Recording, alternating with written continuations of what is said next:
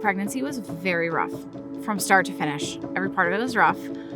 I was really, really sick. And then at 12 weeks, we got the call and they said there was a 99% chance of Down syndrome. My water started getting like very high. My amniotic fluid, it was like really, really high. And they thought it was due to the gestational diabetes. Yes, they thought it was due to the gestational diabetes. It was not. It was actually Mila's esophagus. So at my growth check at 33 weeks, they saw that she was very undersized.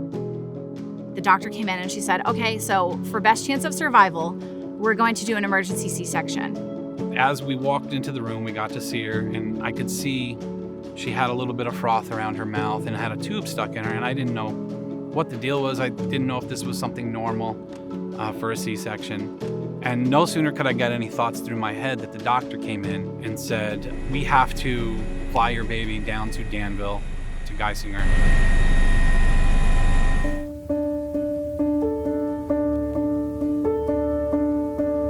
Following delivery, it was found that Mila had a condition that required specialized surgery. So while she was in very capable hands in the neonatal intensive care unit at Moses Taylor Hospital to treat her prematurity, they do not have the specialized surgical services to treat her condition, which is referred to as tracheoesophageal fistula and esophageal atresia. So essentially, it's during development, for reasons that we can't fully explain, the two ends of the tube that we swallow with, called the esophagus, are not joined together.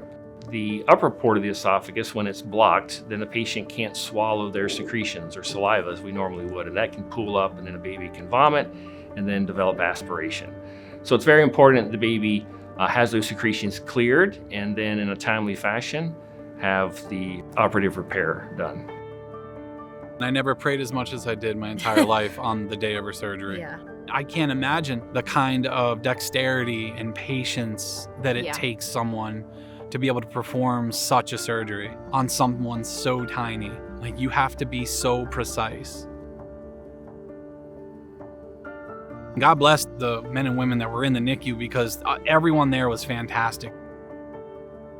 My role was really supporting them, because I came into a time which you think maybe the surgery is the hardest part, but in many cases it's not for families. They're here and you're telling them that the only thing that has to be done for their child to go home is to learn how to eat, and you think that should be simple. And it can be a very frustrating process. During the most stressful time in your life, it's nice to not have to worry about any of that. Yep. You know, it's nice that they're there to help you through everything that you go through in the NICU. Because it's not an experience that you ever plan to have. So like, just walking in there, it's a completely different world. I think that organizations like Children's Miracle Network are one of the most important things out there to help the families, to help the kids, to get them to where they need to be. Mila had to be transferred here, so that involves sending our team from here at Geisinger in conjunction with Life Flight to go pick her up at an outside hospital.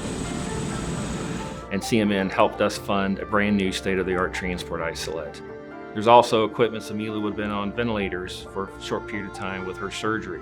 CMN has helped us fund those, as well as special warmer beds that patients are kept in to help maintain their temperature during critical periods of time.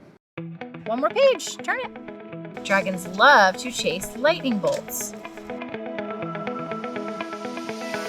Nothing's holding her back, and I don't think anything will in her whole life.